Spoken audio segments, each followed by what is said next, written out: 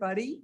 I just want to let everybody know that I had the most wonderful time at a family wedding, just slightly north of Detroit. My nephew got married to a wonderful girl, and my entire family got together, and we hadn't all been together in 30 years since the christening of these of the twins. One of the twins got married. So it was just one of the most joyful occasions and one of the best times I think I've ever had in my life. And I don't say that lightly. So I hope I'm back a little more invigorated, and I'm hoping that things today are going to make some sense to you. Now, you may be looking up at this map, and people who are on Zoom, you only received this map this morning. So let me explain. Okay. Yeah. So, but the reason that I didn't have this map earlier is because yesterday in class, somebody asked me about an incident that has taken place between Russia and Lithuania relating to the Ukrainian war.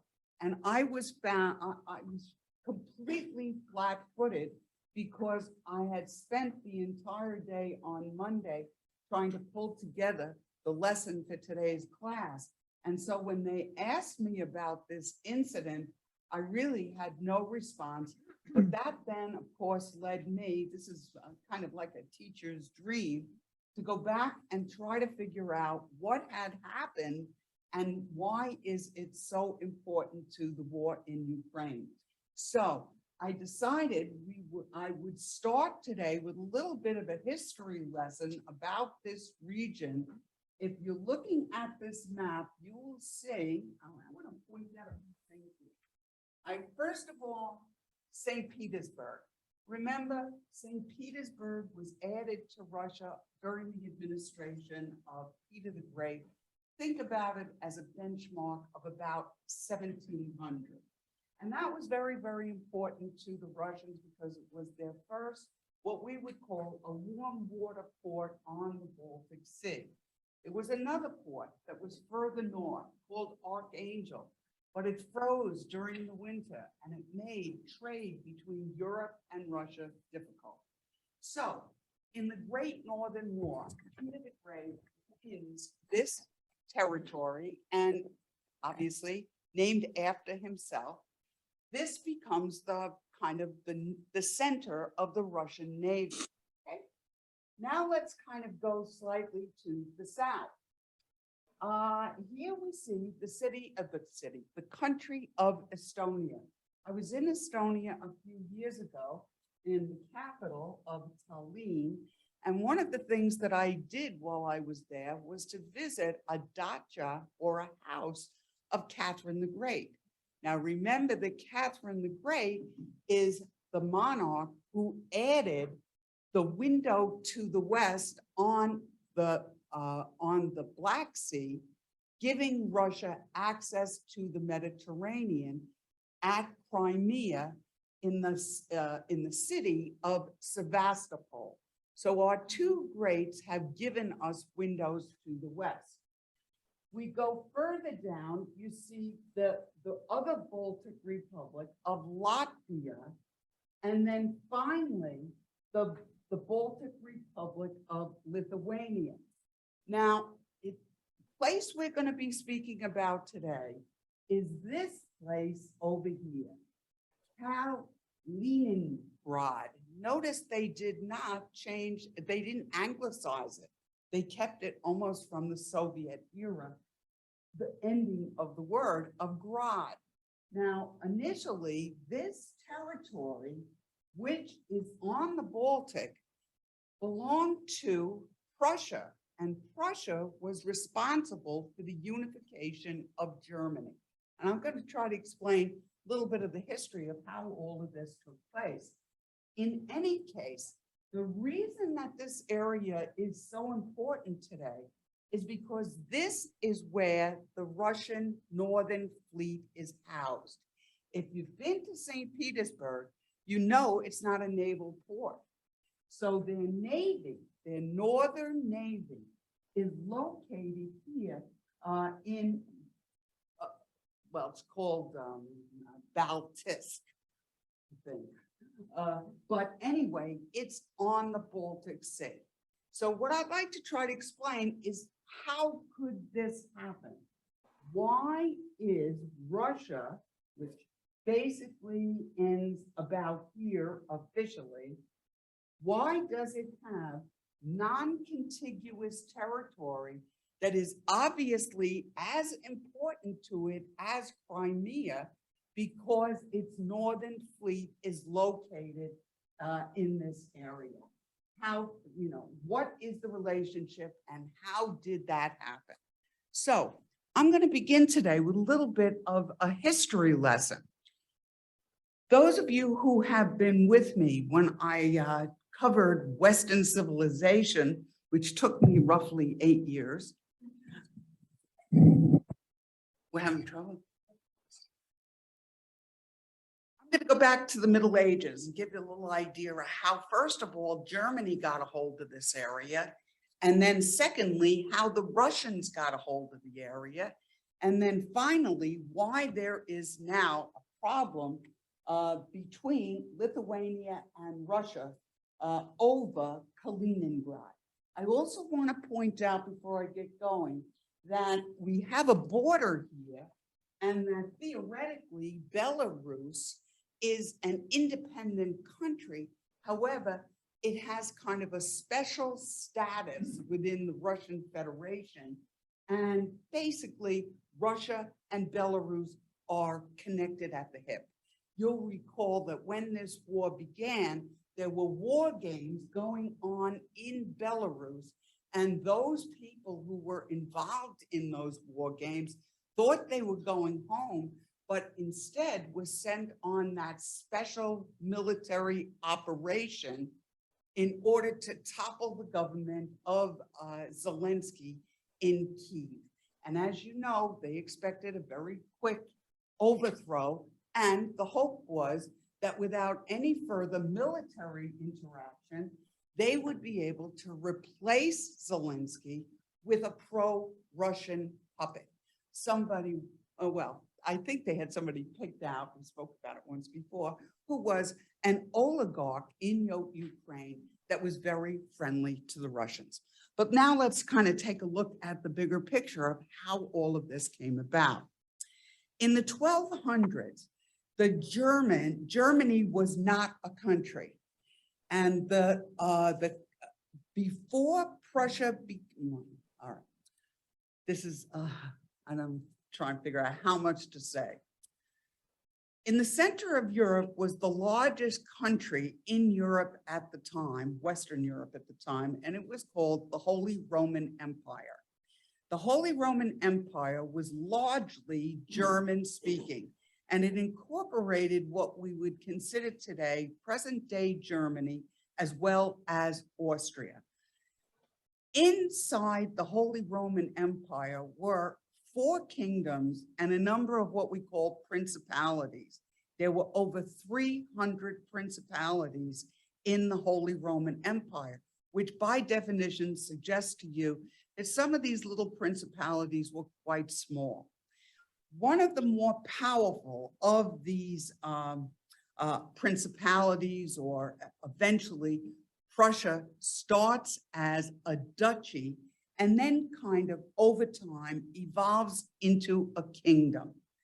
And once it becomes a kingdom, it begins to acquire territory in the east. So the Germans start from Prussia, which, just think about it as being centered in Berlin. The Prussians begin to acquire what we call non-contiguous territories that begin to stretch across Northern Europe, all the way to the border of Russia. In the 1200s, Teutonic Knights who were going out on a Northern Crusade. Now, maybe never heard about this Northern Crusade, but there was kind of a contest between the Eastern Orthodox Catholic Church and the Western Roman Catholic Church at the time. And these Teutonic Knights were attempting to spread the Catholic faith, because in this time period, all of Europe Western Europe is now Catholic. Some of these people who go out there are really soldiers of fortune who are looking to have their own little fiefs, their own little kingdoms. And we refer to these people, you may have heard the term, as the Baltic barons. One of these Baltic barons is going to gain control over Kaliningrad, which at that time would have been known as Königsberg. Between 1650 and 1870, we start to see the rise of Prussia. Prussia's royal family, once they become a kingdom, is the Hohenzollern family. And the Hohenzollern family is eventually going to come to power when Germany is unified by Prussia in the year 1870. So from 1870 until the First World War, the Kaisers of Germany are the Hohenzollerns, because it is Prussia that ultimately united Germany. Okay, so 1914 to 1918, we conduct the First World War. In 1917, the Russians drop out of World War I, okay, and they make peace actually with the Germans. In World War II, Stalin and Hitler had what we call kind of a non-aggression pact. At that time, they divided Poland between them. Non-aggression, meaning they would just divide up Poland, and one day Poland's an independent country, because Poland was restored as a nation after the First World War, but now it was being divided by its two bigger, more powerful next door neighbors. So half went to Germany and Hitler, and half of it went to Stalin. But you'll recall, Hitler eventually violates this non-aggression pact, and eventually Russia and Germany end up at war. At the end of World War II, the Russians decide that they are going to take over Estonia, Latvia, and Lithuania. They are also given by Germany Königsberg, which now turns into Kaliningrad. All right. Is there anybody who has a question so far? I know this is kind of a lot of history, and I didn't really hand anything out that helps with this. But anyway, after World War II, this German possession is now transferred to Russia. And these three Baltic republics, against their will, are incorporated into the USSR.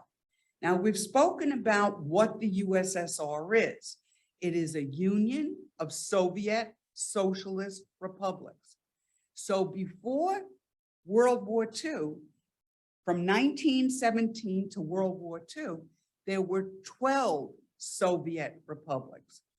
When the Russians take over Estonia, Latvia, and Lithuania against their will at the conclusion of the Second World War, these now become Republic number 12, 13, 14, and 15. So ultimately, there were 15 republics in the USSR. The largest republic by far is, of course, the Republic of Russia. All right, so let me see. Okay, now this was all recognized there were three major peace settlements at the conclusion of World War II. One of them was a treaty that was signed at Potsdam. The Potsdam Treaty confirmed that Russia was going to get Kaliningrad, and it recognized Estonia, Latvia, and Lithuania as now part of the Soviet Union. Once Russia got Königsberg or Kaliningrad, they immediately began to send lots of Russians into that territory, to the point where, just like in Crimea, approximately 90% of the population living in Kaliningrad today is Russian. Okay, anybody have a question about that? Okay. Meanwhile, at the conclusion of the Second World War, Russia is the Soviet Union is recognized as a major power, ultimately regarded as a superpower. And they believe that superpowers are entitled to spheres of influence, or as the Russians like to say, they needed protection from further Western invasion because Hitler in the West had attacked Russia. Again, keep in mind that in the Second World War, Russia is the nation that really takes it on the chin with the highest number of combat deaths, numbering somewhere in the neighborhood of about 20 million. About half of the casualties, military casualties in the Second World War were Russians. And in a way, the Russians are being paid off here in territory. So if you think about NATO, or there is no NATO at this point, the United States is coming from the West, the Soviet Union is coming from the East, and they're taking over all the territory that is in Central Europe because Hitler was in control of that territory. And as the Russians saw it, they were liberating Eastern Europe. Now, the problem was that Russia became, the man who came to dinner. Once they got into Central Europe, they didn't leave. And instead, they established all of these Eastern European satellite states that we regard as nations that are behind the Iron Curtain. None of these nations willingly fell under the Russian orbit. And of course, we know that because when the Soviet Union collapses in 1991, all of them immediately tried to become completely independent of the Soviet Union, and all of the republics that were part of the Soviet Union bailed out. And so at the end of the war, Estonia, Latvia, and Lithuania are now independent nations, but they now, having been under Russian control from 1945 to 1991, all of them now have sizable Russian populations. In Estonia and Latvia, approximately 25% of the people living in those two Baltic republics are actually Russian. In fact, when I was in Tallinn and I took a tour, the tour leader was Estonian, but the bus driver of the little van was a Russian. So anyway, a little bit about that. So anyway, what else am I? Okay, so once the Russians get Kaliningrad, now they begin to house their northern fleet in that area, because even though we say that St. Petersburg is a warm water port, meaning that it doesn't completely freeze over, they still end up with quite a bit of ice up there in the high Baltic. So instead, they relocate their fleet to what is called Baltisk. The name of the oblast, remember, oblasts are provinces, is Kaliningrad. The biggest city in every one of these oblasts is the name of the province, but Baltisk would have been out as a port, a good deep water port. Okay. Now, the Soviets, the Russians, once they have control over Kaliningrad, they start to build up their navy in this area, and was very defense oriented, very during the early part, certainly of the Cold War. It was not. It was a very secretive place. All right, but beginning in about the 1970s, you'll recall, we go into a period we call détente, or peaceful coexistence. And at that time, things began to lighten up a little bit more. So it was no longer regarded as the military fortress that it was depicted to be during the period of the Cold War. All right, now, if we talk about Kaliningrad for a minute, there are approximately 1 million people living in Kaliningrad, and 500,000 of them are in the city of Kaliningrad. And Russia was, of course, supplying Kaliningrad, which is non-contiguous, by railroad routes. And these rail routes now were going through, here's Russia. They can get through Belarus with no trouble, but now they have to go through Lithuania. And in 2004, Lithuania and Latvia and Estonia, they all joined the EU and they joined NATO. So now NATO nations, and of course, Poland is a NATO nation. So suddenly Kaliningrad, where they've got their northern fleet, is surrounded by NATO nations. The routes that the Russians were using to supply Kaliningrad by rail went through Russia, through Belarus, their client state, and then through Lithuania. Well, now we get into the problem. When the Ukrainian war took place, suddenly sanctions were announced, and these sanctions were phased in a slow manner. Last Saturday, the Lithuanians were under orders through NATO to cut off all Russian rail traffic between Russia and Kaliningrad of materials that might be used for military purposes. So basically, it's anything that is industrial. All iron ore can't go through. Any kind of ferrous metals can't go through. So this is what the Russians are reacting to. So this is the issue. Now, this is making all of these little Baltic republics very, very nervous, because the Russians now can only get to Kaliningrad by an all-water route out of St. Petersburg.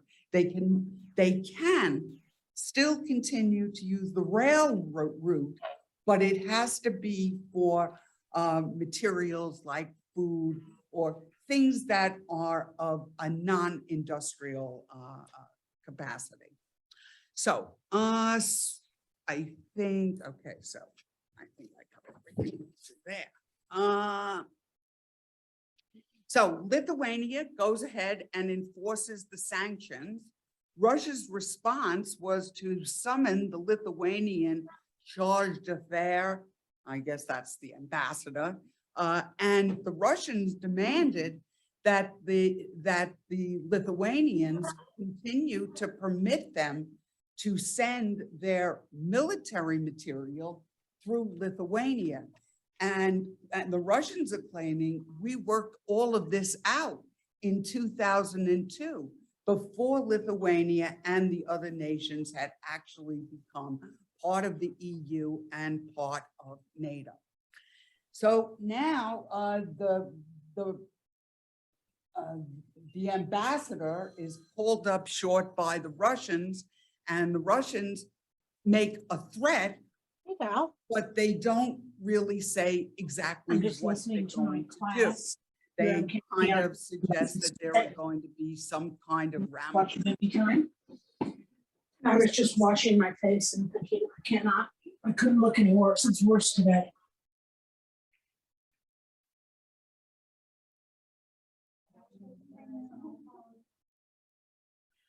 Okay. Now, for the, okay. All right, so Lithuania feels that she's kind of under the gun right now, that she's in the sights of the Russians. They're concerned about this area right here, Suwalki. If you've got it, find it on your map. This is the only corridor that connects Lithuania to Poland, another NATO nation. So all of these Baltic republics are now fearful that they may be taken over by Russia again, and feel that they only have a very, very small land connection. This is a tiny corridor, sometimes just referred to as a gap, because this is the only way that ground troops, NATO ground troops, could get into Lithuania. Now, as soon as these Baltic republics got into NATO, they received air surveillance, and they also received troops. And now they are requesting more troops. So what we're seeing here is kind of an escalation process, and perhaps another area that could inflame over this particular issue. Now, coincidentally, and not because it was in retaliation, but on Monday, there were maneuvers that were planned in Kaliningrad. And so Russian naval troops were conducting rocket and artillery drills. There were 1,000 military personnel involved in it, and there were 100 units of military hardware. So the fact that these maneuvers were taking place right after the shutdown of the rail route is making the Baltic states just a little bit nervous.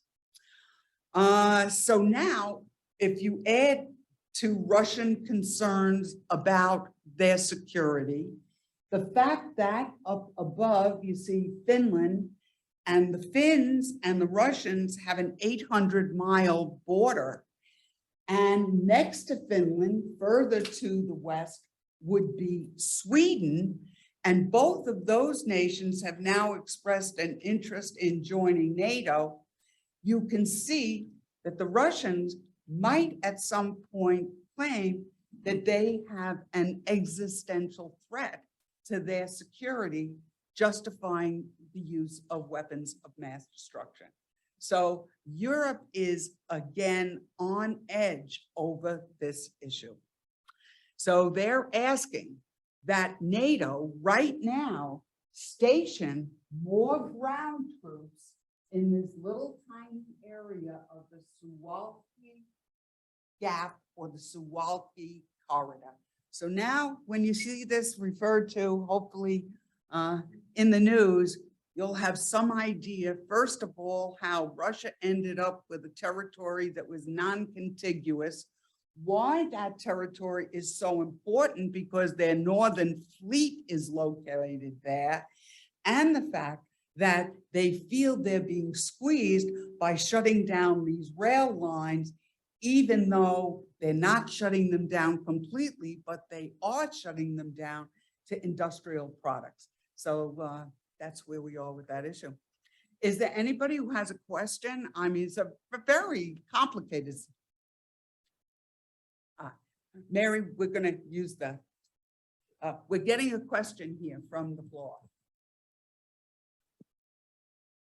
So before the end of World War II, did Russia actually occupy the 3 Baltic states and Germany still occupy Kaliningrad? During World War II, pitched battles took place between the Germans and the Russians in the Baltic states, and they changed hands. In 1940, they were in the hands of the Germans, but by 1944, now that the Germans are in retreat, the Russians then came through. And there were terrible atrocities that were committed by both sides during the Second World War. So you can see that was a very good question. This is why they cherish their independence so greatly. Okay, Carolyn, another question. In the current Baltic states, you said there was quite a Russian Yes. population still in there. Yes, Is there a separatist movement in those states like there is in the Donbass?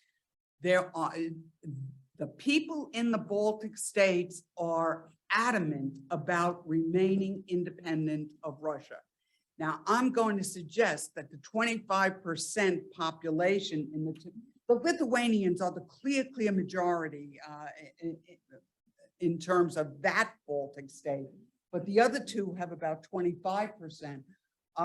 But everybody wants to be free of Russian control, and they couldn't get into the EU or NATO quick enough because they were forced into Russia at the conclusion of the Second World War against their will. And that was always kind of considered a black eye, that somehow they were given to Russia because they were already occupying them, and the Russians had taken it on the chin in the Second World War. So, yeah. Anybody else? All right, well, I guess it's time to start. Oh, I got one more thing. I got it this morning. We were trying to figure out, well, what exactly are the Russians going to do about all this? Well, we now have our first hint. This is this morning. Lithuania is part of the regional power grid that is operated by Russia. So even since they have gained their independence, these Baltic republics are attached to the Russian power grid. And so they are suggesting that they're going to cut off all electricity and power to Lithuania. But meanwhile, Lithuania, kind of anticipating that Russia might someday come back at them, last year began to connect to the Polish power grid, a NATO power. So, you know, we're in this tit for tat situation. We don't, you know, right now Russia's a little overextended. I don't know that they're going to start making more waves. One of the biggest problems for the Russians right now is that they simply don't have enough people in their army. And that is one of the things that I'm going to be talking about today. The Ukrainians, because it's a nationalistic war, it's a war in which your country has been invaded. The level of nationalism in Ukraine is through the roof. Everybody wants to go out there and prevent Russian penetration. The Russians don't really have a very clear reason why they're fighting. Remember that Ukraine has 44 million people and 20 million of them have relatives in Russia. So the Russians were never really totally propagandized.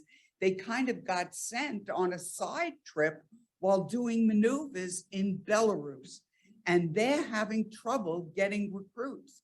And the Russians don't want to have a general mobilization, because the minute you have a general mobilization, it suggests your war isn't going so well. So Ukraine has about 100,000 recruits who can't wait to get to the front line, who need training before they're able to do so. But the Russians are having trouble replacing their military. So I've been wrong. But you know, I can't see them enlarging this to a military scale.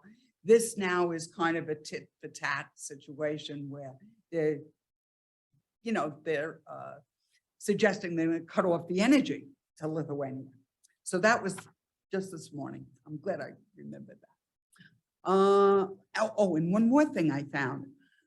In 2025, by 2025, the EU has a program, a project that's costing them $2 billion to disconnect all of those Baltic states from the Russian grid. So I think that's all I know. So let's start today's lesson, all right? Everybody's got the outline. I have to tell you, I would so much prefer to be teaching history than becoming a news broadcaster, but it is important to kind of stay on top of events so that we can integrate new material. And certainly this is something of great importance. Another thing I'm going to do today is elaborate on something I spoke about last week, which is the water situation down in Kherson, down in the Crimea, which is also a little known or understood reason why Russia invaded Ukraine. I've never heard it spoken about very much ever before, but one of the real major reasons for the invasion was that the Ukrainians had cut off the fresh water supply to Crimea, and 85% of their fresh water was coming from the north. So the Russians, when they took over Crimea in 2014, and the Ukrainians cut off the water supply, the first thing the Russians did was say to the people of Crimea, don't worry, we're going to restore the water. And I will tell you, they tried everything to do so and failed. And the only way they were going to do it was to take Kherson, and they took Kherson on the second day of their war. They had troops that came right out of Crimea and went right up and took Kherson. So that also we'll get to today. All right, let's start with our thesis, since, you know, it's 20 to 11 and I've just taken 40 minutes to do a topic that wasn't part of my plan. Okay, as the Russo-Ukrainian war is about to enter its 5th month, military experts are warning that the conflict may not end in months, but years. According to General Petraeus, the war has slipped into a second stage that won't end until one side has a clear advantage, which right now doesn't look likely, or until there is a stalemate that inflicts an unsustainable level of personal and material loss. In other words, at this moment, neither side really wants peace.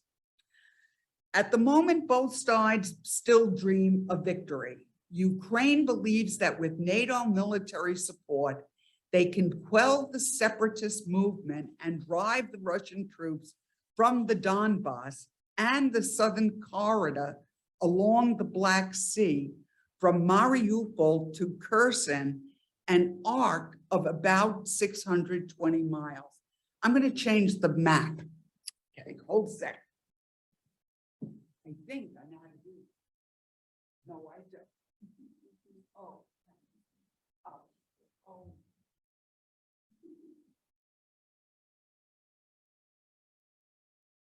Oh, you got it. Oh, you did it here?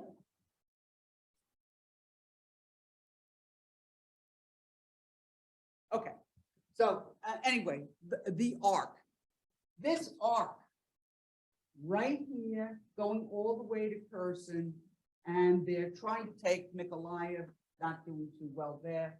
But this arc is about 620 miles in scope. So that's the front. That's where the fighting is taking place. All right. They even dream of reasserting control over Crimea.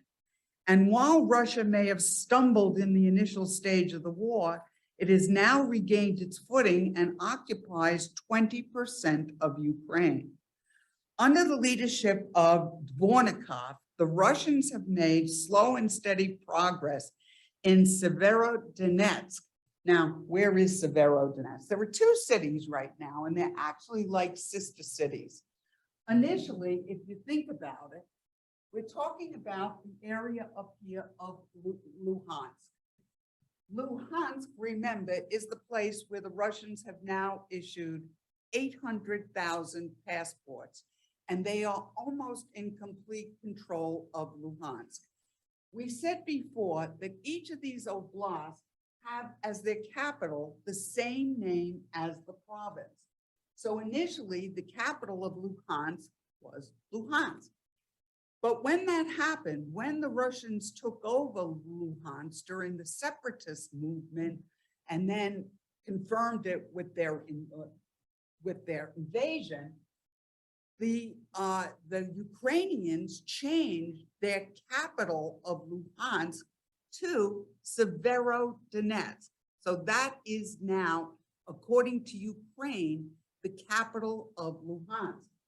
That city is going to fall. It will likely fall this week. There is also, across a bridge, a sister city. That sister city is called Lysychansk. I know I'm butchering it. It's Lysychansk. So we expect after Severodonetsk falls for the Russians to go and take that sister city. And if they are successful, they will have the oblast of Luhansk. So right now we think that the Ukrainians can hold in Donetsk, but we are expecting Luhansk to fall. Okay. Okay. I'll start that again. Under the leadership of Dvornikov, the Russians have made slow and steady progress in Severodonetsk, where an estimated 10,000 civilians are trapped. Many of them, just like with the Azov Steelworks, they're holding down in a chemical plant. So again, with, a labyrinth underneath it, but 10,000 people are basically trapped. They are being encircled by the Russian troops. As casualties mount in this war of attrition, emotions are running high, with both sides seeking revenge and a decisive military victory to vindicate their principles. So in other words, the people in the battles don't want to give up now. Their brothers have been killed. This is a very highly emotional stage of the war, and each really wants to win. So this is one reason we don't see a quick end. In this atmosphere, neither side is motivated to seek a negotiated settlement. If the US goal, as expressed by Secretary of Defense Austin, is to degrade the Russian military, the US may not be pushing a peace platform either. The longer the war drags on, the greater the Russian troop losses and the higher the price of lost equipment. So if we're degrading the army, the Ukrainians are doing it basically for us. And finally, unfortunately, the impact of the war is not limited to Europe. Unintended global consequences include exacerbating a COVID-induced recession with food insecurity in the Middle East and Africa, higher energy costs that are crippling the Western economies, and rising inflation. In addition, the refugee problem, of course. Democracies worry about maintaining cohesion while Putin is betting that Russia can go the distance. And it comes down to who will blink first. Okay. Now, this part is like a news broadcast, and I apologize for that. I don't like lessons that don't hold together well, don't seem to have a purpose, but there are so many disparate things going on in the war that impact other things that you just want to stay on top of the day-to-day so that, your understanding is complete. So just going to have to bear with me here. All right, first we talk about the economic impact. Russia's economy is predicted to contract by 11% this year, while Ukraine will suffer a 45% contraction if Oh, it's yeah. unable to export its grain. And of course, we'll get to the fact that there are some plans to try to get that out now. The next part talks about weaponry again and who's got what, just to kind of stay on top of those developments. The United States is providing ever more advanced and precise weapons, including the HIMARS. They are high mobility artillery rocket systems. They multi-launch, a whole lot of missiles come at you at once. And they're deploying them in the east and the south to make Russian advances as costly as possible. Now, one of the problems that we're confronting now is that the Ukrainians are not trained on these advanced weapons. Oftentimes, they take at least 3 weeks to do it. The British are doing some of it, the Poles are doing some of it, but they're, this is delaying getting them to the battlefield. And they're clearly, many of them are not going to arrive soon enough to save Luhansk. Another thing that we don't hear about too much in the West, but is happening, is that the Russians using satellites are tracking these weapon deliveries. And they too have some precise weaponry that is taking out that weaponry even before it arrives on the battlefield. You can see why this would be something you wouldn't see too much about in the Western press, because these weapons cost millions of dollars and they're lost before they even get to where they're supposed to go. So there has been a problem with the transport of these high-tech weapons. Here we go again. These precision-guided rocket artillery weapons are capable of hitting targets more than 40 miles away. The US has secured a promise from the Zelensky government that they won't be used offensively because clearly they could be hitting targets in Russia, and we're afraid of escalating the war. 3 weeks of training are now taking place in Europe. Next one. The US pledged another $1 billion in military aid, bringing the total to about $55 billion, staggering figure. And that's just us. Remember, they're getting weapons from 20 countries. They are really, even if they don't have the weapons where they need them and getting them in a timely way, they're armed to the teeth. Currently, the US is supplying artillery, rocket systems, coastal defense weapons, and ammunition. Milley, chairman of the Joint Chiefs of Staff, said the US has already sent more than 6,500 javelins and 20,000 other anti-armor systems among the nearly 97,000 anti-tank systems provided by the international community. And I might add that these systems, there are more anti-tank weapons than there are tanks in the war. Okay. This week, Germany promised to deliver 15 Gepard anti-aircraft guns in July, and France pledged 6 more howitzers. The howitzers are the big guns that with the long range. Ukrainian forces struck, this is big news also in the last week. Ukrainian forces struck a Russian naval tugboat with at least 1 US-made Harpoon anti-ship missile last week. The strike occurred in the Black Sea near the contested Snake Island, which is now in Russian hands, very close to where they took out the Moskva. So they took the Moskva out, if you recall, with Turkish drones. Now they've taken out a tugboat. So I do want to, people have been asking a little bit about the blockade that Russia has established here in the Black Sea. So let me just kind of give a greater explanation for that. If you look at Odessa, Odessa is the, it's the the gem in the crown. It's the most important deep water port. It's where Ukraine is exporting most of its grain from and so forth. In order to deter a Russian assault on Odessa, the Ukrainians have mined the harbor. So what this does is it keeps the Russian ships out in the Black Sea, unable to approach the mainland and land their their sailors on the mainland.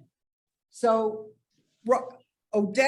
Ukraine wants to send out its grain through Odessa, but the Russians won't allow this humanitarian mission unless the Ukrainians are willing to remove the mines that are in the harbor. And therein lies the problem. So there's talk between the UN and Turkey about the Ukrainians removing the mines in a corridor that would enable them to get to Odessa in order to ship the grain out. Meanwhile, some of this grain is going through Romania, but overland routes are not a good way. When you talk about global trade is conducted on the high seas. In fact, you always hear that a nation that is landlocked, it's like the kiss of death. Getting access to water so that you can export is vital to a nation's economy. So that's a big issue right now. So the fact, wait, we gotta get a question. We have a question, and so we're sending the microphone. Be right back. Go ahead, Mary. So Odessa is far, Yes, no, isn't Odessa? right here. Very far Right, east. okay, so that's where they are. Right, And then the mines run, are in the harbor. okay. The question is two. One, wouldn't they have to remove the mines? Wouldn't the Ukrainians have to remove the mines anyway to get the ships, their ships out? Yes, they would, but they would never go up against the Russian Navy. Okay, so the Russian Navy is right. Yes. The no, Russian Navy has a blockade of the entire coastline. Okay, so And they already have, remember, I know, all of this territory Right. in the Sea of Azov. right, I'm just trying to understand Yeah. the blockade business. So they remove the blockade and then they're right there with the Russian military. That's right. Naval, okay. So it was, So they need help to remove not only the blockade, the whatchamajiggers, but they need to help to remove the Russians.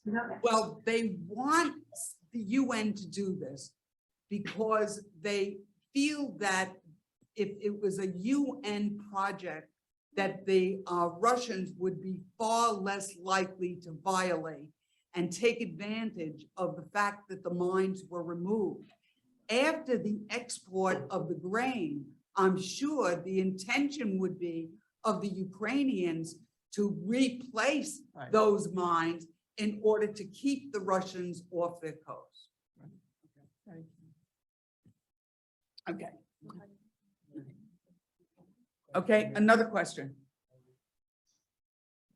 Haven't the Russians taken some of the grain that's been tried Yes. to be exported out?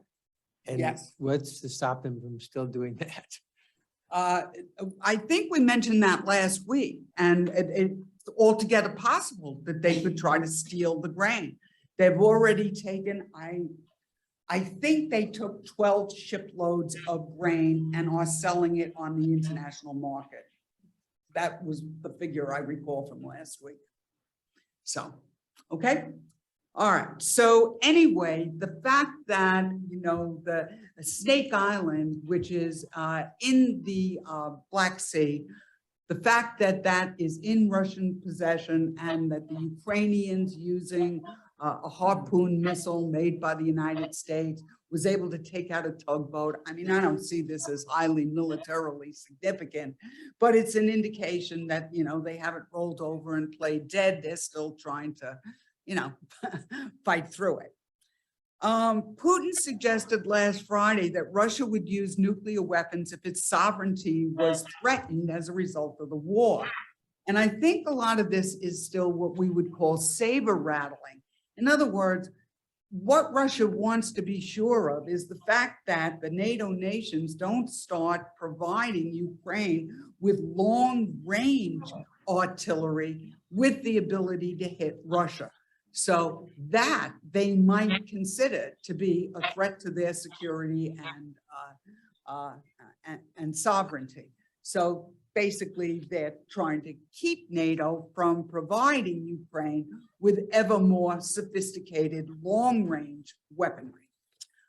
Okay, well, you know what? It's 11 o'clock. Let's take 10 minutes and we'll come back and hopefully we'll plow through this. Okay, everybody, we're taking 10.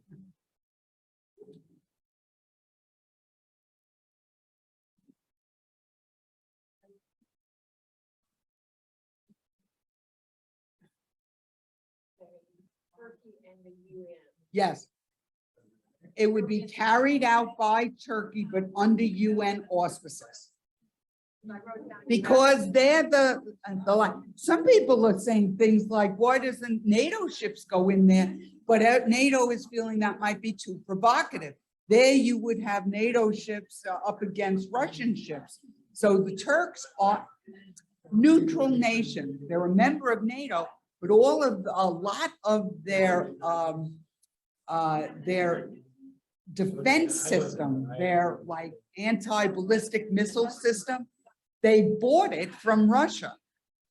So much to the dismay of NATO. So in other words, Turkey is regarded as the honest broker. And that's why, and they're at the Straits of the Bosphorus, right at the bottom, you know, they're the likely one that could get both sides to agree to some kind of a humanitarian issue. Oh.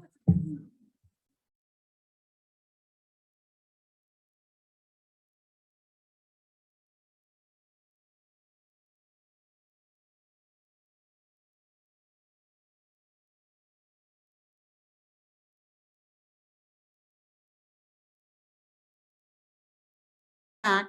I'm going to try to make my way through all this stuff, not too much, but I think some of this is important to know, and there are a few things I really would like to go into a little greater depth about.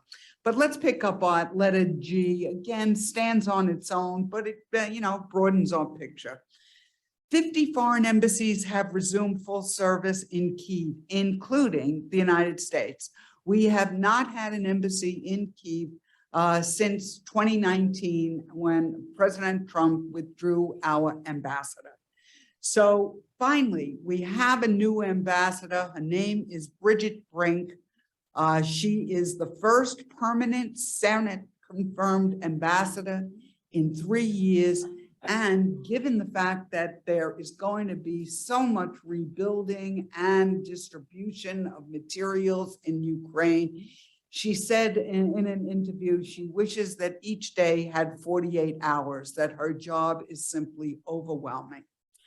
All right, the United States is funding Ukrainian efforts to investigate war crimes. This is going to be a really sticky wicket. This is a difficult thing to do. And I tried to outline here some of the issues. Now, one of the things that just happened this weekend was a secret visit on the part of our Attorney General, Merrick Garland, who went there to give some credibility to the idea of holding the Russians accountable for war crimes, which we believe were conducted in mass in Mariupol, where the city was literally flattened, as well as in a place called Bucha. But the Ukrainians, as you'll see here in my account, are concerned that if they don't start prosecuting these people now, that much of the evidence that they need to convict them will simply disappear. So that's what I'm speaking about here. The US is funding Ukrainian efforts to investigate war crimes. Ukraine says it has documented more than 15,000 potential crimes. 3 Russian soldiers have already been tried and convicted. Many challenges remain to an effective prosecution, including, first of all, capturing the Russian troops that are suspected of the abuses and then linking them to a specific crime. Ukraine is determined to push ahead with the documentation, fearing that the evidence and the witnesses could be hard to find. The International Criminal Court announced on Friday that they will open an office in Ukraine to support the investigation of war crimes. And immediately after that, suddenly Garland, our Attorney General, shows up to show the intention of the United States to hold the Russians accountable. So that's the status there. This is a difficult thing to do. But under the war crimes trials that took place in Germany after the Second World War, they have confirmed the concept of individual responsibility in warfare. And so they need to have the specific soldiers who committed the crime. They've got to have evidence of the crime and in order to go ahead with a prosecution. All right, let's see. Oh, this is big news. Last Friday, the European Commission recommended Ukraine should be granted candidate status for EU membership.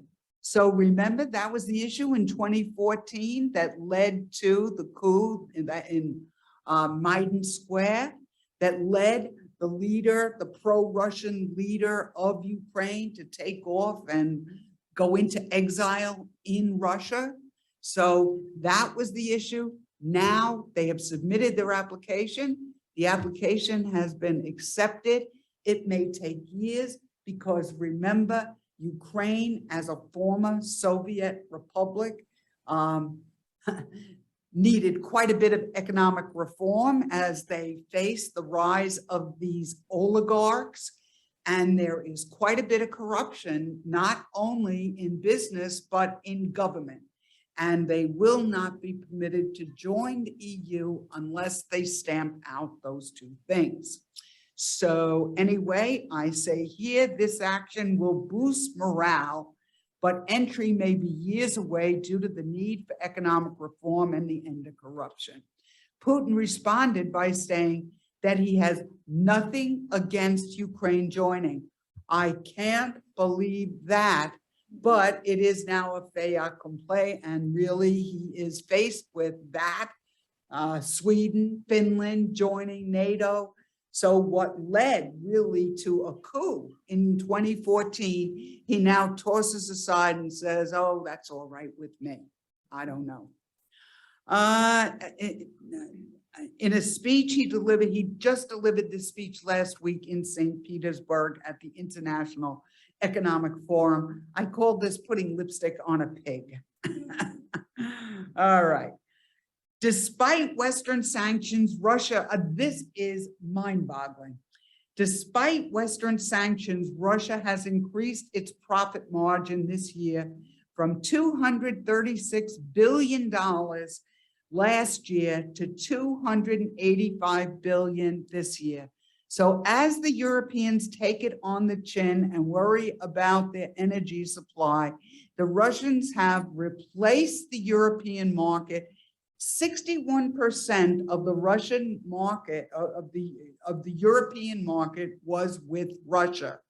So they were losing, by the end of this year, a huge percentage.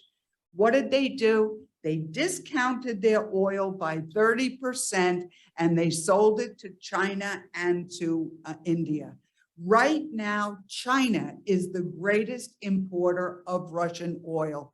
They have increased their intake by, as you'll see, 55%. So I went into this in a little more depth because You know, this is like sanctions that clearly backfire. Who does all of this really hurt? It hurts the Europeans, which could lead to talks in Europe that might end the cohesion of the alliance. So they are suffering loss of energy, and at the same time, the Russians are making more money than before.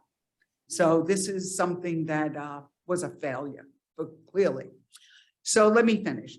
Knowing that Russian energy finances the war, which is true, Putin has now diversified his markets. Number one, China has replaced Saudi Arabia as its greatest source of imported oil. So Saudi Arabia is the biggest producer of oil in the Middle East.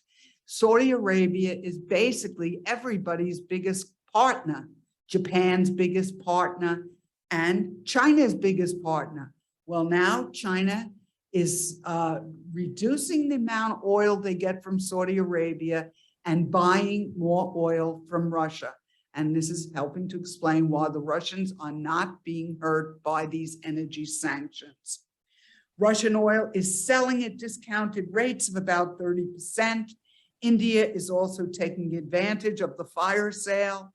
This discount has undermined the Western sanctions and enabled Russia to increase its profits. So it backfired. China increased its imports by 55% during the last year. So they're not violating the sanctions. Europe still buys oil from Russia, so they're not violating the sanctions, but they're giving Russia an economic boost. They're making sure Russia isn't hurt by these sanctions. In the first 100 days of the war, Russia earned almost $100 billion in revenue from its fossil fuel exports. And here is something I just mentioned earlier. The EU made up 61% of Russia's exports, worth $59 billion. They say the Europeans that they're going to end oil imports by the end of the year. They've dramatically cut their gas imports. All of this is impacting their economy and feeding inflation. And the Russians are not hurt at all. At the start of the war, Russia cut production anticipating Western sanctions, but oil prices were already on the rise before the war. Now oil is selling for about $112 a barrel. Last year, it was 60. So everybody, we know, of course, but we go to the pumps ourselves, how expensive gasoline has become. So oil is now selling for about $112 a barrel on the global market, impacting everything from home heating oil to gasoline at the pumps. The Germans are trying to fill their storage tanks. They want to have at least 90%. They're struggling to do that. There is truly an energy crisis in Europe right now, not just in Germany. Remember that the Germans got rid of their nuclear power plants after Fukushima. They started to import more and more Russian oil products. They did this under Angela Merkel, who really believed that engaging with Russia would help to civilize Russia. France this week is having a terrible time with its nuclear power plants, having discovered some fissures in some of their old equipment. I didn't know it, but it seems that the French have the largest percentage of all nations in the world in terms of using nuclear power. 70% of their power is coming from nuclear power. They have never had an accident, but their reactors are aging. They were built primarily in the 1980s, and a number of them are now offline. So the French, who were building these power plants in other countries throughout Europe, are also now cutting back on energy production at a time when it was hoped they would be able to kind of fill the gap. So this is trouble for Macron, who just got reelected. And in fact, the French government is talking about nationalizing the nuclear energy industry right now. And it's going to be extraordinarily expensive if they make that decision. All right, businesses facing higher energy costs are passing their expenses on to consumers, which is, of course, adding to inflation. To make matters worse for Europe, Russia preemptively cut gas exports. In other words, the Russians, knowing that they were cutting it, decided to really put it to them because people, knowing that there were sanctions ahead, started to hoard it. So the Russians decided to cut them off early, making their situation worse. Gazprom, Russia's state-owned energy firm, reduced Italy and Slovakia's anticipated gas deliveries by half. Austria, France, Germany, and Poland have also seen their energy supplies dwindle in recent months as the Russians sell that energy now to China and to India. So there's a tough winter ahead. On June 15th, this is the second talk between China and Xi, and so this is an important issue. On June 15th, Putin and Xi had their second phone call since the start of the war. China vowed to support Putin's narrative that the sovereignty and security of Russia was being undermined by the West. And you can see that, you know, Kaliningrad is surrounded by NATO nations. Ukraine is now going into the EU and would love to join NATO if they were able. So they consider their security at risk. And they still think of themselves as a superpower entitled to a buffer zone or, you know, satellite states that would be somehow a buffer between Russia and Western Europe. So, and this is the quote: "It was agreed to expand cooperation," this is between Russia and China, "in the energy, financial, industrial, transport, and other areas. As the war continues, the West fears that China will be less intimidated by threats of similar sanctions if they enable the Russian invasion." So in other words, the longer it goes, the more the Chinese think they may be able to help, perhaps militarily. Biden, fearing this, warned China that they will be on the wrong side of history if they choose to actively help a nation invade another nation. So far, no concrete plans to export Ukrainian grain through the Black Sea, despite the anticipated catastrophic food crisis.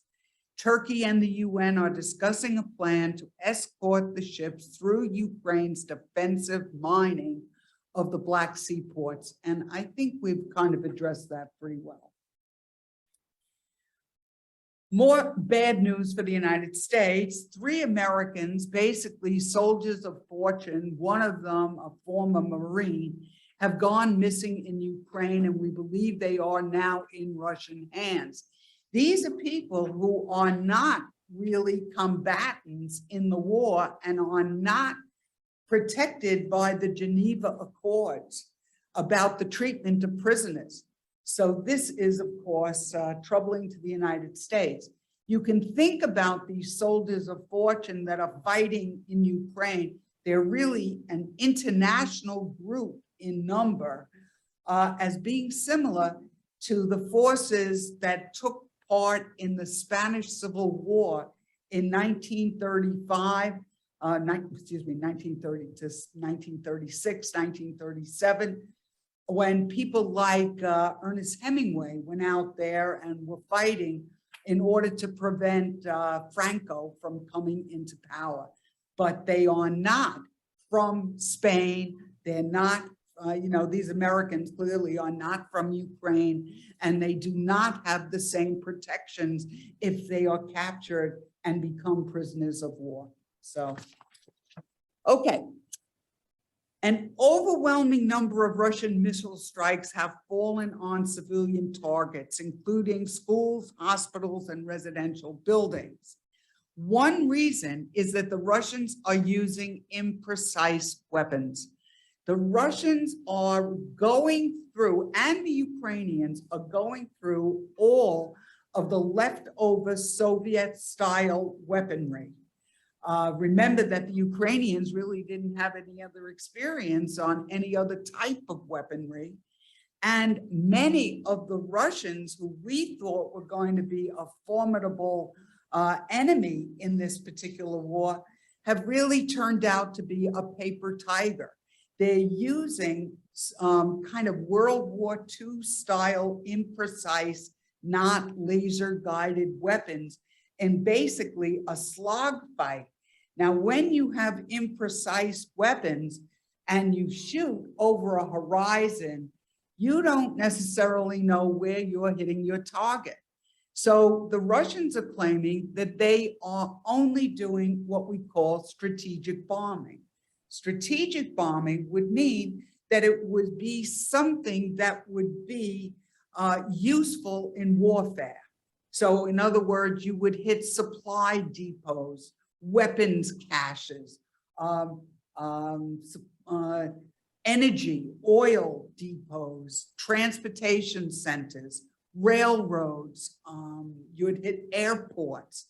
All of these are strategic targets. Hospitals, schools, and residential buildings are not. I think clearly they did that in Mariupol and leveled that city in an attempt to make the point about the Azov battalion. But they claim otherwise that, that when they hit these targets, it's by accident because the weapons they're using are not strategic by today's standards. Okay. Russia is making another attempt to take Kharkiv. Now, Kharkiv up here, also right on the border, and therefore with a high Russian population.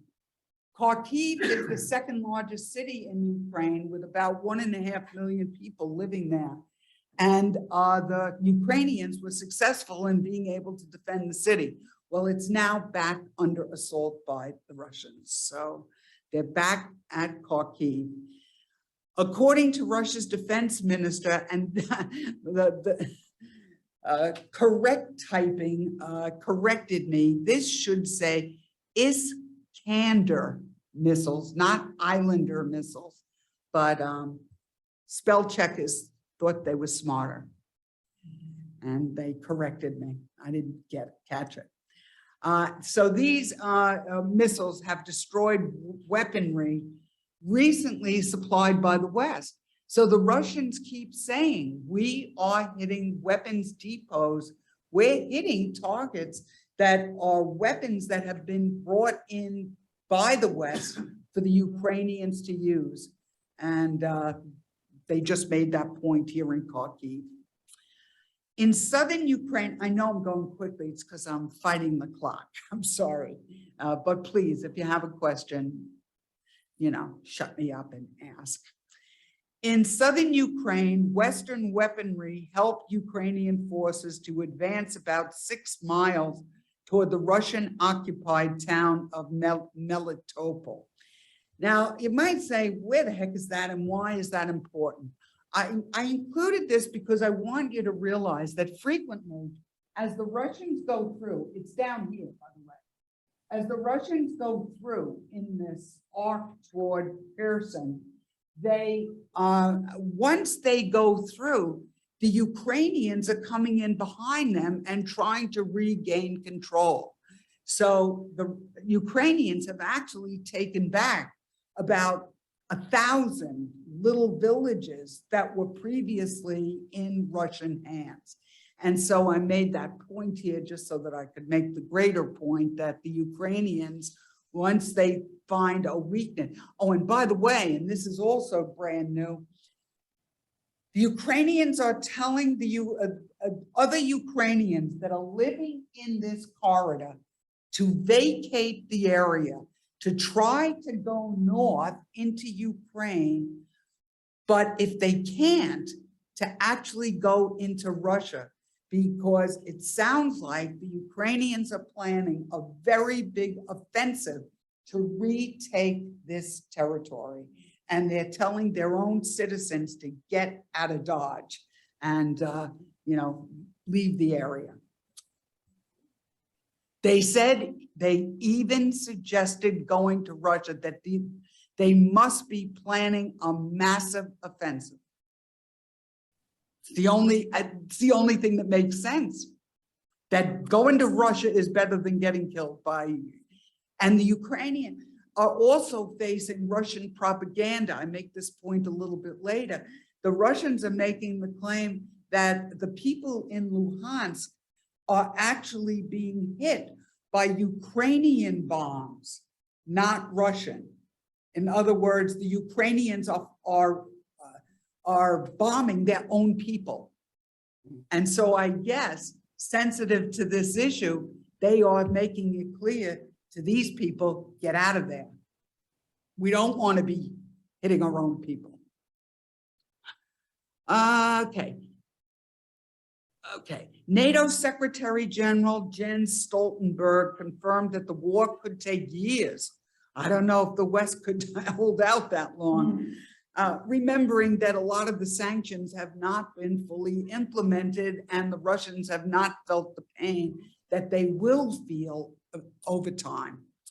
And so every time you listen to people from NATO or the United States, they talk about the need to remember we've got to keep this alliance together. Oh, Boris Johnson. Boris Johnson just made his second trip to Ukraine, getting lots of media attention. He's in very serious trouble in his own country, in the United Kingdom. His party just kind of censored him, and he was known to have been very cozy with a number of Russian oligarchs.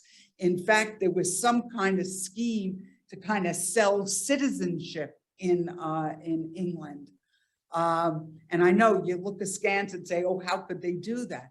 But it cost you about $2 million and somehow you got on the road to citizenship. But I'm going to remind you that Jared and Ivanka went out to China and were selling paths to citizenship in this country, and it only would cost you about $500,000. So anyway, that was one of those scandals that took place during that administration. So Boris Johnson made his second unannounced visit to Ukraine and confirmed that a long war was likely, and the United Kingdom is providing training on advanced weapons. So he's trying to get a lot of good press out of this war.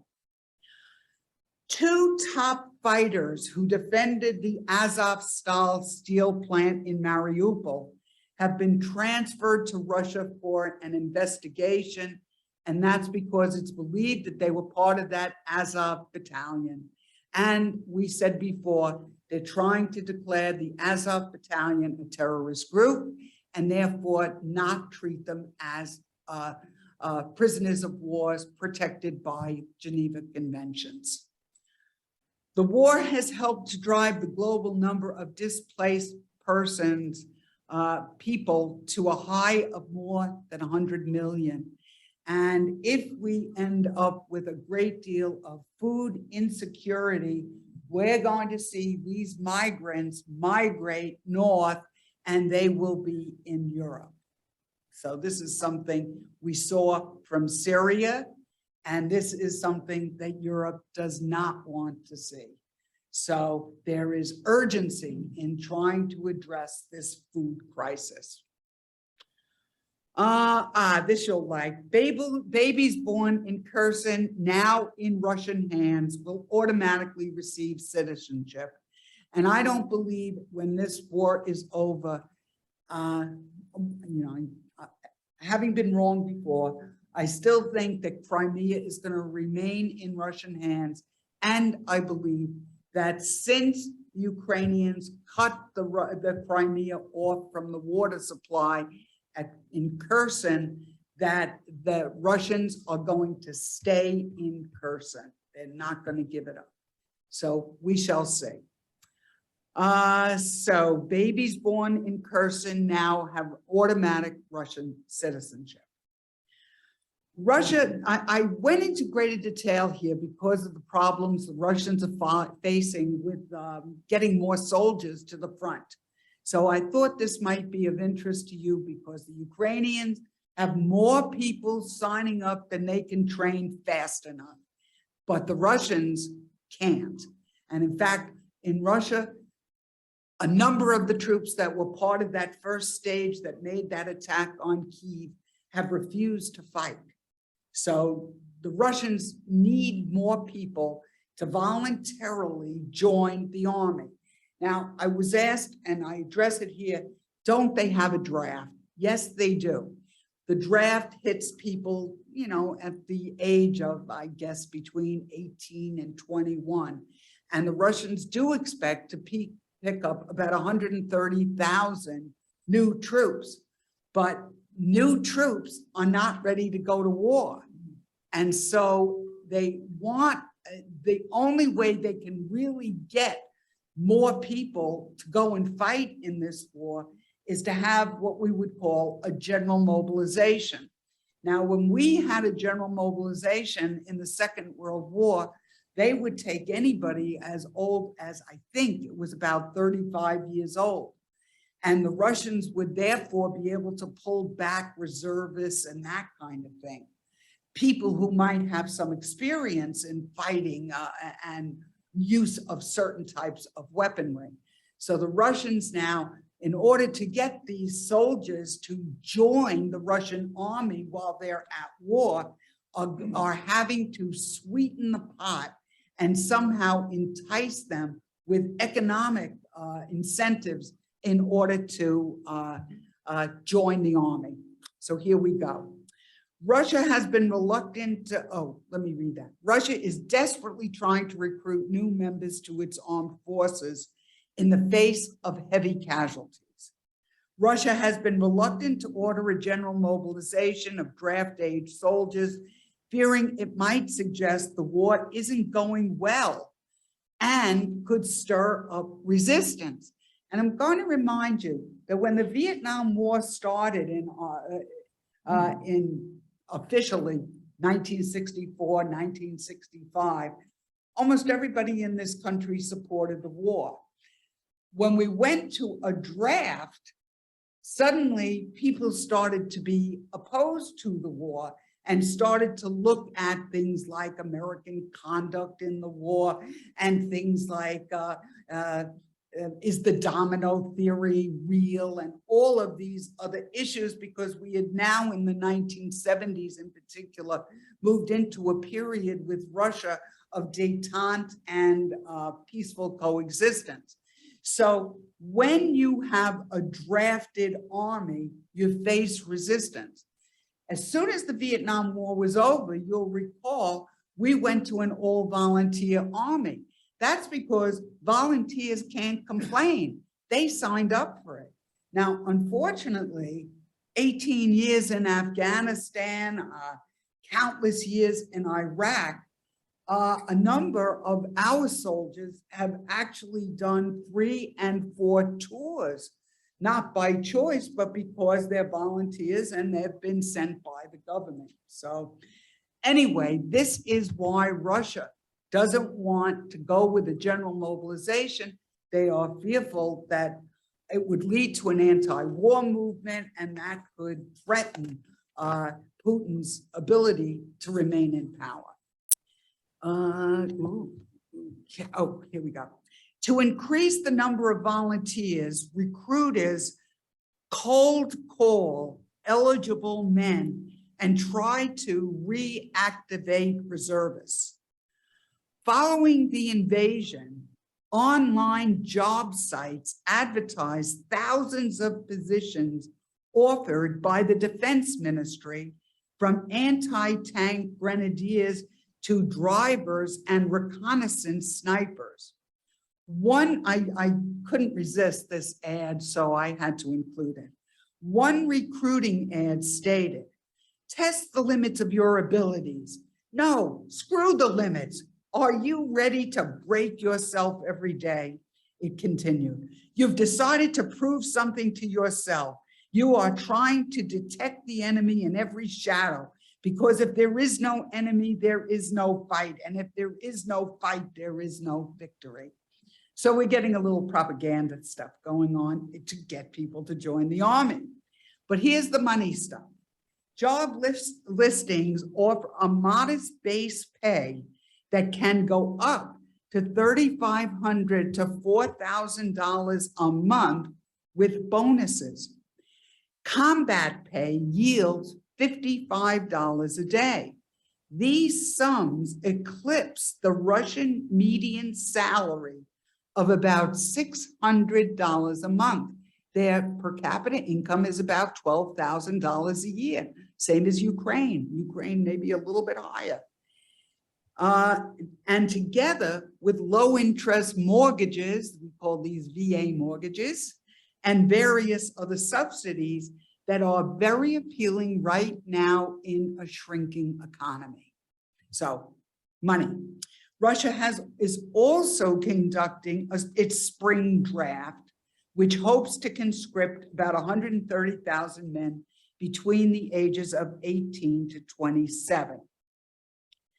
By law, Russian conscripts can't be sent into battle unless they undergo at least 4 months of training, and the Kremlin has promised they won't be sent to Ukraine.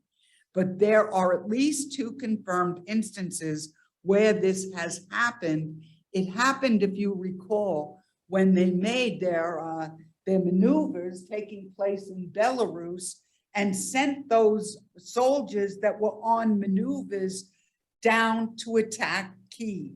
So we do know they have sent some people, conscripts, without real training into the war. British intelligence estimates that Russia lost up to 20,000 men in the first 3 months of the war, while Ukrainians place that figure at 40,000. Soldiers on the front line complain of old equipment like rusty Kalashnikovs. Those are AK-47s in our vernacular from the 1980s. Others complained of little rest time and poorly planned battles in which outnumbered Russian units suffered heavy losses from Ukrainian artillery fire. Another complaint is overall brutality of the war, and for them, without a real clear reason for why they are fighting their Ukrainian brothers culturally. According to Ukraine, some Ukrainians in the Donbass have become receptive to the Russian propaganda, I mentioned this before, that their own army is attacking them. Despite anticipated food shortages from Ukraine, Egypt, a US ally, continues to maintain warm relations with Putin. I don't know why I didn't bother to investigate, but that's the fact. This was a hard pill to swallow, as you'll see. President Biden, I mean, when do you get the American president to go to, a country like Saudi Arabia, especially when Saudi Arabia has been castigated for the assassination of Khashoggi a few years ago. But we need Saudi Arabian energy. And the Europeans need it because they're now facing a catastrophe.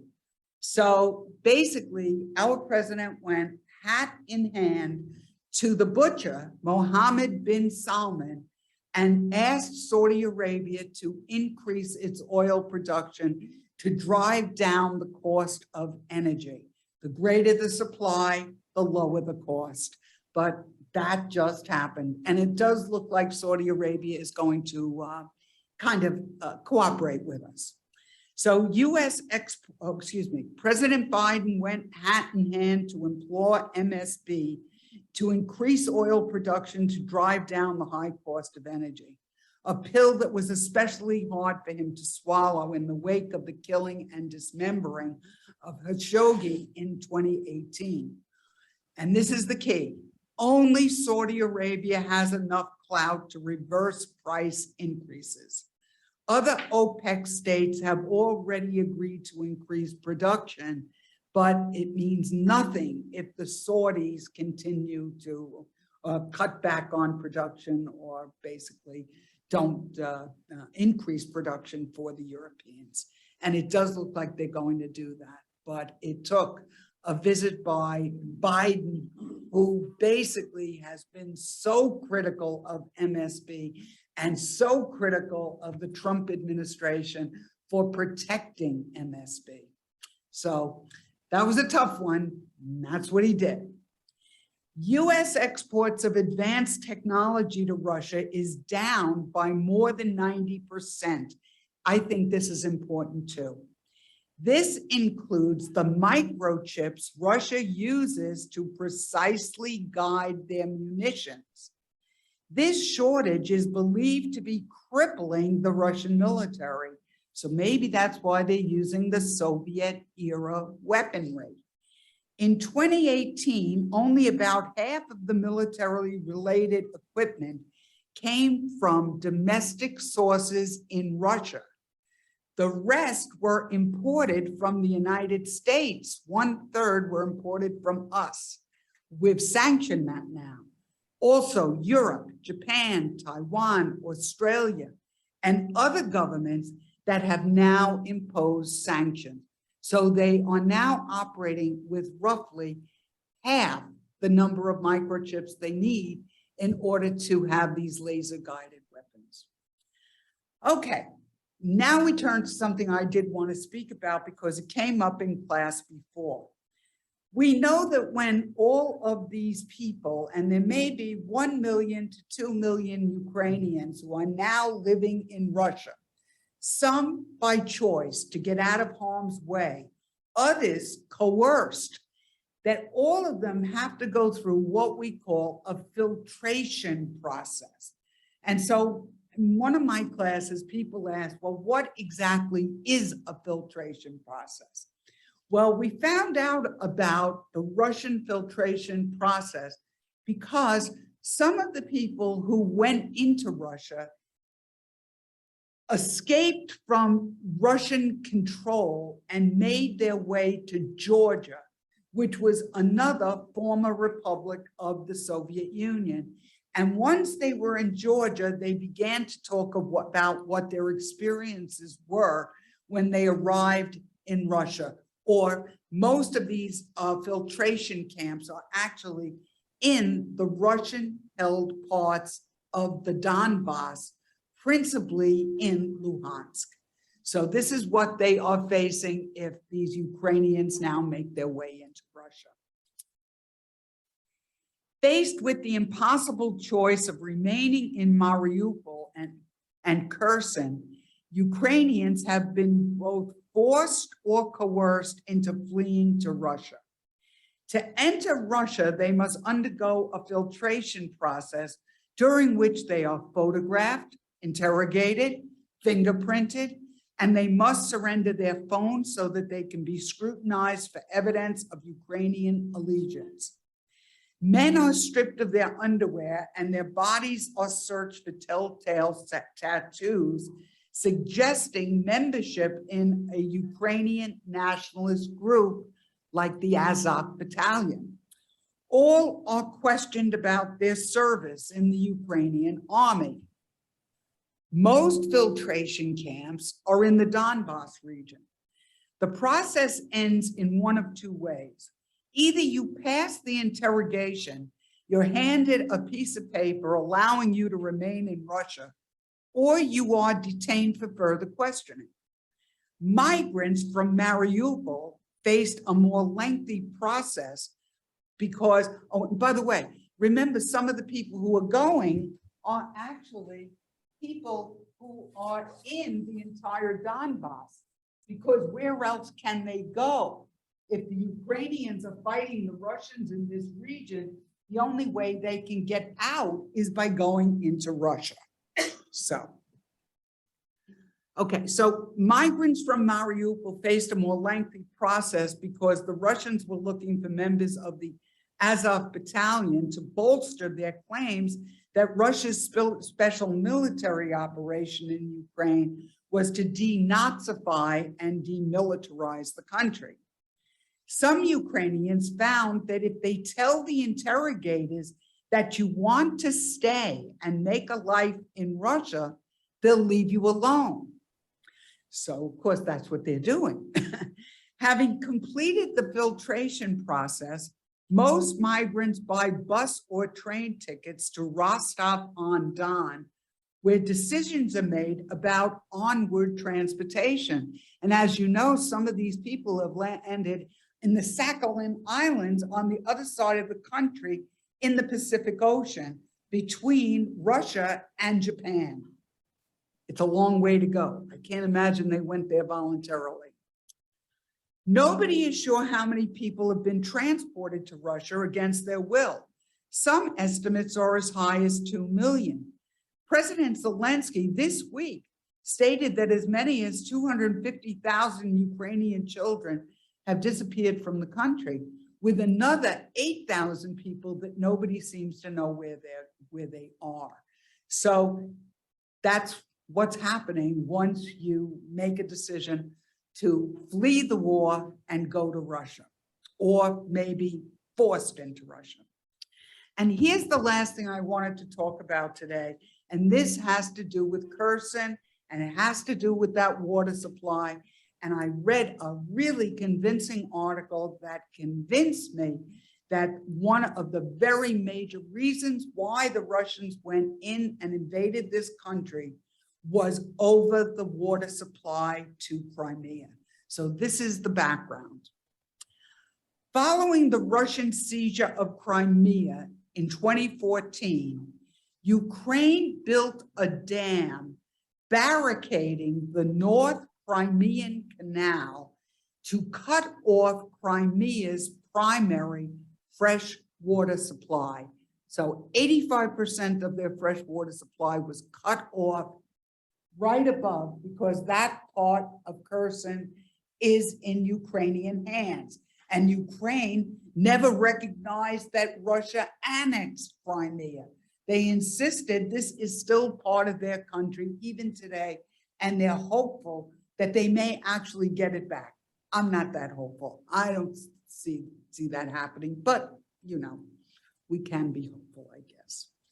2 days following the Russian invasion of Ukraine, that should say 2022, I'm sorry. Following, so that would have been on February the 25th, 2 days into the invasion. The first place the Russians go is to Kherson. And they do that by massing their troops. Remember that Russia is now connected to Crimea by this 12-mile Kerch bridge. So they ferreted all their troops. They burst out into Kherson and took and unplugged the waterworks, basically. So 2 days following the Russian invasion of Ukraine, Russian troops blew up the dam and restored 85% of Crimea's freshwater supply. It was their first target. The Russian inability to restore that water supply over a 7-year period was a major reason for the invasion of Ukraine. The North Crimean Canal was built in stages during the Soviet control of Ukraine in the 1960s. It turned the semi-arid northern plains of the Crimean Peninsula into a lush agricultural region. Farmers planted fruit orchards, built rice paddies, and grain yield increased by 4 to 5-fold. The diverted waters of the Dnepr River turned Crimea into a land of agriculture.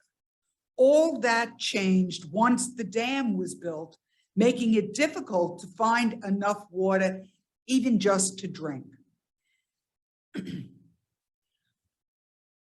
Russia sought many solutions, including trucking it across the newly built 12-mile Kerch Bridge. They tried desalinization plants, and that there was a failed attempt to tap fresh water reservoirs under the Sea of Azov. Nothing worked. Last summer, Russia went to the Europe. This is so nervy, Mary. This is what we were talking about in the break. Here the Russians are occupying part of another country, and they go to the UN to complain that Ukraine has cut off their water supply in Crimea. You can't make it up. Last summer, Russia went to the European Court of Human Rights, claiming that Ukraine was violating the rights of Crimea's residents by denying them access to water. Kremlin propaganda in Russia before this war vilified the Ukrainians for denying water to Crimea and as a selling point for the necessity for this special military operation, something we heard nothing about in the West. With no legal case, because this is Ukraine's territory, with no legal case, the Fourth Geneva Convention clearly states that it's the occupier, Russia, that has the responsibility to ensure the welfare of the people living in the occupied territory. So they couldn't get justice. Due to the invasion of Ukraine, Moscow now controls the canal to the peninsula and much of the watershed that feeds it. Moscow announced 2 weeks ago that the water supply to Crimea from mainland Ukraine has now been fully restored. One of their major goals of the war has been met. And all that with a minute to go. This is a miracle. Now, if there are any questions, let me try. Did you have anything anybody would like to say? All right, the clock is ticking down. I can't believe I finished this lesson. A lot of big news in the last 2 weeks, and a lot of things I really didn't understand now make more sense to me. And now we all know we're going to have to watch this thing with Lithuania because, nobody wants to see this front increase in Northern Europe for sure. Okay, well, thank you, everybody. All right.